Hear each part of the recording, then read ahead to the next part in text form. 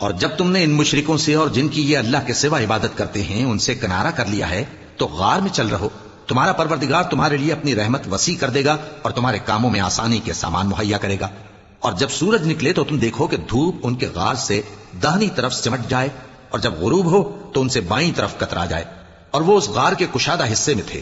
یہ اللہ کی نشانیوں میں سے ہیں، جس کو اللہ ہدایت دے وہ ہدایت یاب ہے، اور جس کو گمراہ رہنے دے تو تم اس کے لیے کوئی دوست راہ بتانے والا نہ پاؤ گے۔ اور تم ان کے متعلق خیال کرو کہ وہ جاگ رہے ہیں حالانکہ وہ سوتی ہیں، اور ہم ان کو دائیں اور بائیں کروٹ بدلاتے تھے، اور ان کا کتا چوکھٹ پر دونوں ہاتھ پھیلائے ہوئے تھا۔ اگر تم ان کو جھانک کر دیکھتے تو پیٹ پھیر کر بھاگ جاتے اور ان سے دہشت میں آ جاتے۔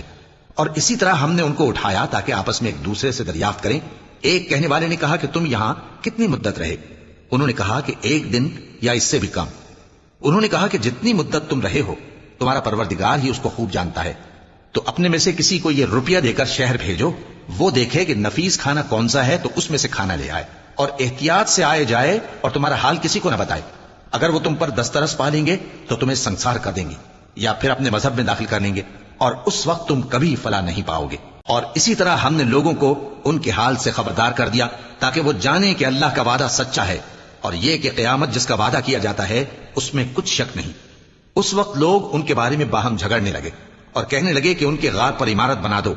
ان کا پروردگار ان کے حال سے خوب واقف ہے۔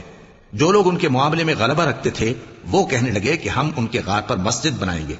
بعض لوگ اٹکل پچو کہیں گے کہ وہ 3 تھے اور چوتھا ان کا کتا تھا، اور بعض کہیں گے کہ وہ 5 تھے اور چھٹا ان کا کتا تھا، اور بعض کہیں گے کہ وہ 7 تھے اور 8واں ان کا کتا تھا۔